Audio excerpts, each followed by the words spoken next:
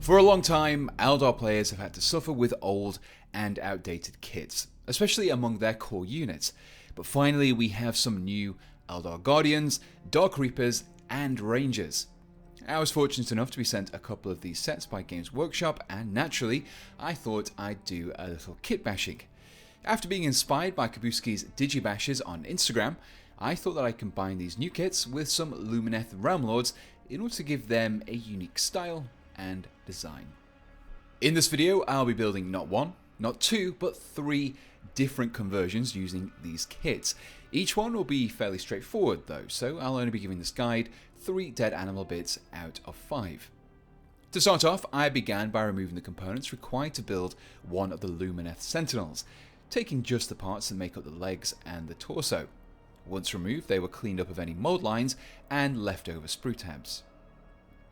I wanted to combine the Sentinel with one of the new Guardians, specifically the Storm Guardians, but in order to attach the helmet to the Sentinel's torso, I would first need to make some cuts and trims.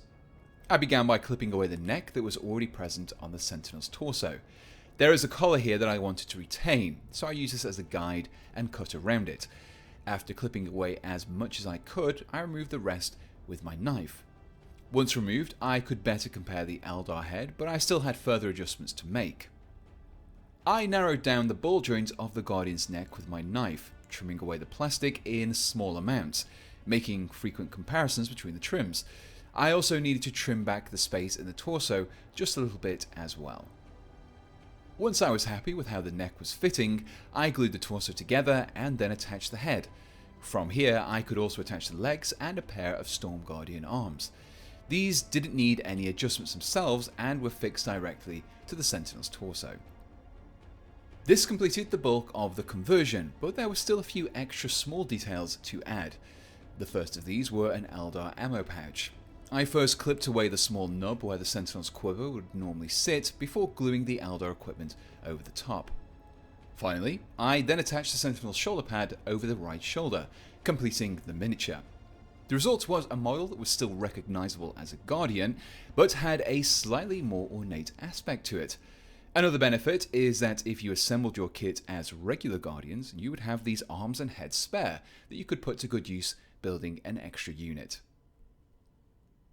I would next turn my attention to one of the warrior aspects, the Dark Reapers, and the Lumineth kit that I chose to pair it with were the Alarith Stone Guard. These guys had much bulkier armor, which would work well with the heavier weapons carried by the Dark Reapers. I clipped away the components required to build a Stone Guardian before removing the mold lines and tabs. The first modification that was required was a removal of the scale mail hanging from the front of each shoulder pad. These were first clipped away and then smoothed flat, following the lines of the armor. With this armor removed, I would now have room to attach the weapon and could glue the torso together. In order to attach the Reaper launcher to this new torso, I began by removing the pipe that ran along the upper right arm. I used my clippers first before again shaving back any remaining chunks of plastic. The pipe would have simply gotten in the way, so getting rid of it made the most sense. The arm was then glued to its corresponding weapon. When I compared this arm against the Stone Guard torso, I could see that its shoulder was a little too high and conflicted with the underside of the torso shoulder pad. So I clipped it back, taking just a small amount at first before comparing the fit and making further trims as necessary, both to the shoulder and to the underside of the shoulder pad. This was repeated until the arm was sitting in a better position. I followed this up by first gluing the gorget to the torso and then fixing the right arm and attached weapon into place as well. With the right arm in place, I brought in the left. After this comparison, I could see that a couple of trims were needed to both the shoulder and the wrist. With these small adjustments made, I could glue it into place. The final adjustment was to the head. I used the regular Dark Reaper head here, but I first had to remove the protrusions from the sides. These were clipped away and shaved back, allowing the head to better fit inside the large collar. Similarly, the bottom of the neck was also clipped away and trimmed. The reduction in height would allow it to more comfortably and realistically sit against the Stone Guard's neck. The final modification to the helmet was purely a personal choice. I wanted the helmet to look a lot more sinister, and this would involve blanking out the facial features. To do this, I took some superfine milliput, cut, and mixed it up. This was then placed onto the face and pressed into the eyes and mouth. I mixed in some water to make the putty a little easier to work with, spreading it around to ensure that all of those recesses were filled. I cleaned up any excess putty by wiping some paper across the face. This left me with the following that I could leave to dry overnight. The reason for using milliput rather than green stuff is that it's much easier to file and sand down once it's dry. This meant that I could further smooth out the surface of the helmet in order to create a featureless mask. Once done, I could glue the head into the neck, completing the Dark Reaper. The final Lumineth Eldar hybrid that I was building was a Ranger.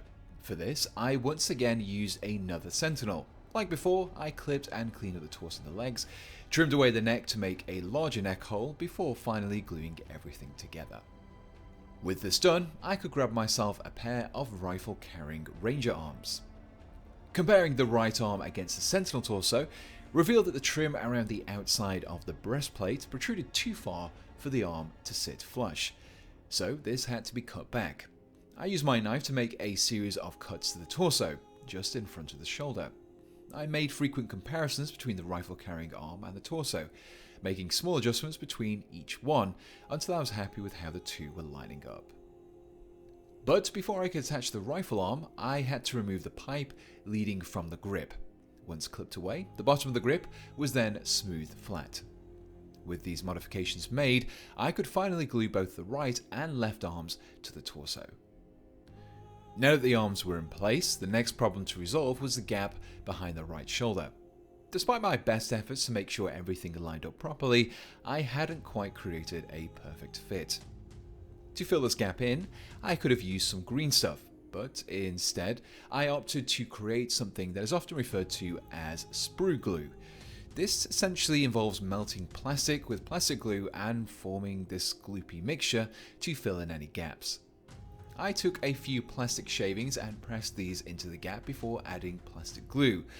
I continued to add more until it softened and I could more easily form it. Once the gap was filled, I simply left it to dry and then shaved it smooth, treating it like I would do any other area of regular plastic. The head was the next item to add.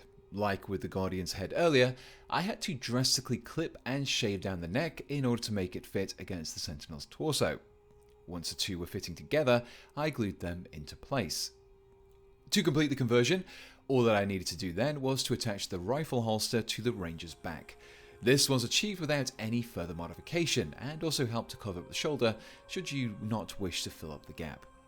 And with that, all three miniatures were complete and just needed to be painted and based, which left me with these.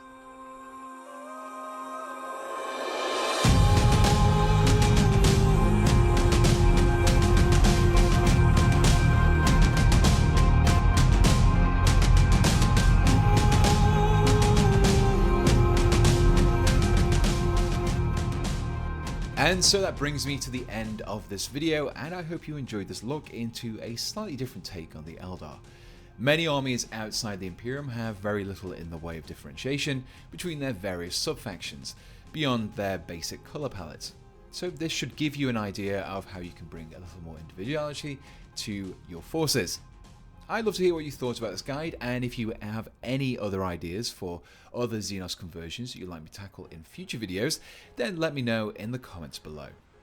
But before I go, let me just say a huge thank you to my ever generous supporters. Currently, my top supporters on Patreon are Jonathan Hart, Seth Sewell, Ryan Little, Tim, Berserker, Daniel Dowling, Jake, Jerry Kaup, Jesse Smith, Casper Limborg, Mr. Grimm, and Swedsman. So big thank you to you guys. And if you also support me on Patreon through YouTube channel membership, buy me a coffee, or you just use my affiliates links, then it is the kind-hearted people such as yourselves that allow me to fund the tools and paints required to create these conversion guides for you. And so until next time, thanks for watching and goodbye.